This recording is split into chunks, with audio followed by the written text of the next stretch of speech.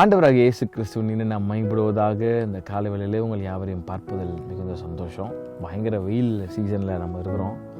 ஆகவே எல்லோரும் கொஞ்சம் கவனமாக உங்களை டேக் கேர் பண்ணிக்கிட்டு பொறுப்புள்ள குடிமகனாய் நாம் நடக்கணும் அப்படின்னு கர்த்தர் விரும்புகிறார்.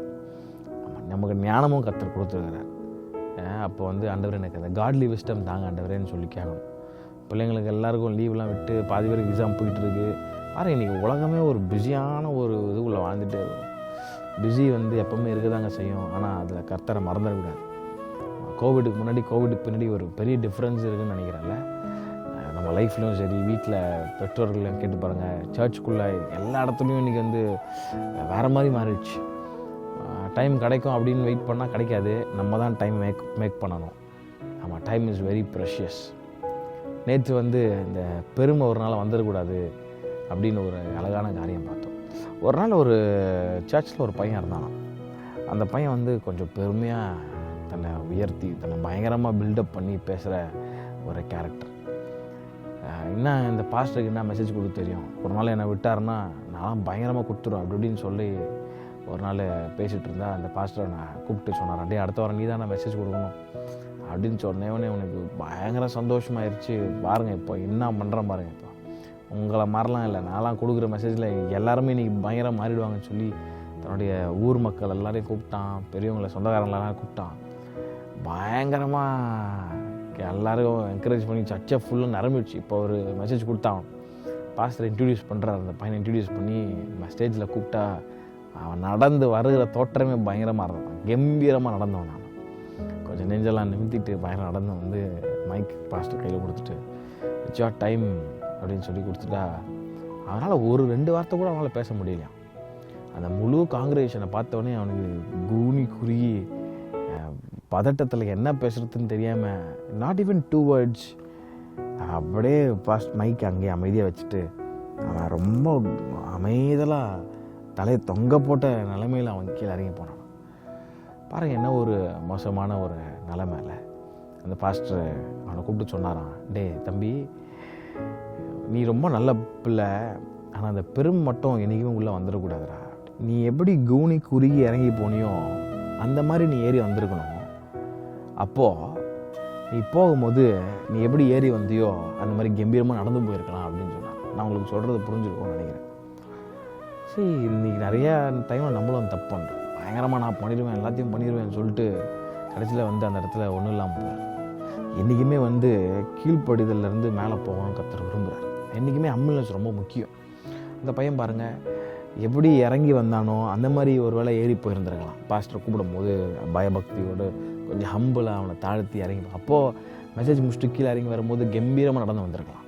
பட் ஆனால் உல்ட்டா பண்ணி கட்சியில் ஒன்றும் பேச முடியாமல் அசிங்கப்பட்ட நிலைமையில் கீழே இறங்கிட்டான். So humbleness is very important in our life. இன்றைக்கி கூட தாழ்மை ரொம்ப முக்கியம். உங்கள் ஸ்கூலில், காலேஜில், ஊழியத்தில், எந்த இடத்துல உங்களை அப்ரிஷியேட் பண்ணாலும் அந்த அப்ரிஷியேஷன் உங்களுக்கு முன்னாடி வரும்போது அது அப்படியே ஆண்டவரே ஸ்தோத்திரம்னு சொல்லி ஜீசஸ் டிசர்வ்ஸ் ஆல் த க்ளோரின்னு சொல்லி ஆண்டவருக்கு அதை எல்லா கனம் மகிமை ஒருவருக்கு தான் ஆண்டவரேன்னு சொல்லுங்கள். ஏன்னா ஆண்டவர் சொல்கிறார், என் மகிமையை நான் வேறு ஒருவருக்கும் தரமாட்டேன்றாரு. ஆண்டவரத்தில் ரொம்ப கவனமாக இருக்கார். இப்போது நம்மளால தான்ப்பா எல்லாமே இந்த சர்ச்சில், நம்மளால தான், நம்ம இல்லைனா ஒன்றுமே இல்லை அப்படின்னு நினச்சிங்கன்னா ரொம்ப டேஞ்சரஸான ஒரு சுச்சுவேஷன். பிசாசு லூசிஃபர் அப்படி தான் நினச்சான். ரொம்ப அழகாய் உருவாக்கப்பட்ட ஒரு கேரோபின், அபிஷேகம் பண்ணப்பட்டவன். அவனை குறித்து சில காரியத்தெல்லாம் வாசிக்கும் போது எனக்கு ஒரு நாள் கண்ணீரே வந்தது. எவ்வளோ மகிமையான இடத்துல கர்த்தர் வச்சுருந்தார். அவனுடைய பாடி முழுவதும் மியூசிக் இன்ஸ்ட்ருமெண்ட்ஸால் உருவாக்கப்பட்டிருந்ததான். அவ்வளோ அழகாக கர்த்தர் அவனை படைச்சார். அவன் பாடும்போது அவ்வளோ அழகாக அதை லீட் பண்ணுவான் கோயரை. ஆனால் அவனுடைய கவனம் எல்லாம் கொஞ்ச நாளாக மாறி மாறி மாறி கரப்டட் மாறி மைண்டு கரப்டாக ஈவில் ஆயிடுச்சு.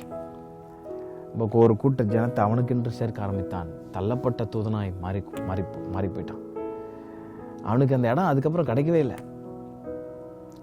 அதே ஒரு இன்ஜெக்ஷனை தான் பொல்லாத பிசாசு மனிதர்களுக்குள்ளேயும் இன்ஜெக்ட் பண்ணிகிட்டே இருக்கிறான் எல்லா இடங்கள்லையும். அவனுக்கு பெருமை உள்ளே வராது போல தான் இருக்கும். ஆனால் சில நேரத்தில் எப்படியோ அந்த மாம்சத்தில் உள்ளே எட்டி பார்க்குது. ஏன்னா அவன் இல்லாத ஒரு இடத்துல, பரலோகத்தில் நீங்கள் உருவாக்கின ஜனமும் இருக்கக்கூடாதுன்னு சொல்லி இன்றைக்கி என்னென்னலாம் பண்ண முடியுமோ அது அத்தனையும் பண்ணிகிட்டு இருக்கிறான். ரொம்ப ஜாக்கிரதையாக இருங்க, அவனோட தந்திரங்கள் நமக்கு தெரியாதல்லவா அப்படின்ற ஆண்டவர். இப்போ ரொம்ப கேர்ஃபுல்லாக என்ன உயர்வுக்கு நீங்கள் போனாலும், இந்த உலகத்தில் இனிமே ஒரு காரியம் சொல்லுவாங்க, எவ்வளோ உயருக்கு போனாலும் பழசை மறந்துடாது அப்படின்னு. அது ரொம்ப உண்மை.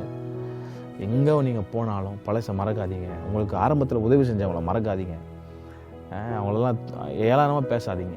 நீங்கள் ஒரு உயர்வுக்கு போயிட்டால் அவங்களாம் மேபி அவங்க அந்த இடத்துல இருக்கலாம், அவங்கள ஒரு ரொம்ப ஏளனமாக அவமானப்படுத்தி பேசாதீங்க.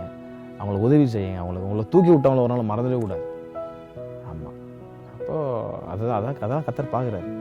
உங்கள் வாழ்க்கையை மேலே ஆஸ்வதிப்பார். Humbleness is very important. நேற்று பார்த்தோம், the word is very important, word of God is very important. இன்றைக்கி ஹம்பிள்னஸ் இஸ் வெரி இம்பார்ட்டன்ட். இந்த ஹம்பிள்னஸ் எப்படி வரும்? வேர்டு இருந்தால் தான் உள்ளே வரும். ஆகவே இதை நம்ம அப்ளை பண்ணி வாழணும்னு கர்த்தர் விரும்புகிறாரு. கர்த்தர் தாம் உங்களை யாரையும் ஆஸ்வதிப்பாராக. ஆமென்.